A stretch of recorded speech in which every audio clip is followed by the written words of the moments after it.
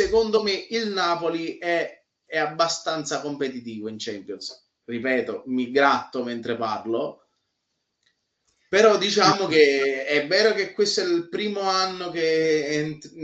giochiamo questa competizione, che dall'anno scorso è cambiata, quindi comunque molto più a campionato, quindi molto più sulla preparazione anche delle partite, anche perché non c'è andata e ritorno, tu fai 8 partite con 7 squadre, con 8 squadre diverse.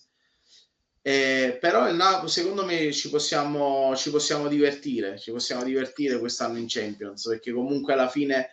anche l'anno scorso è vero che poi la Champions ha vinto la squadra più forte, perché il Paris Saint-Germain, ma il Paris Saint-Germain però nella prima fase rischiava di non passare, perché è passato tramite i preliminari, no?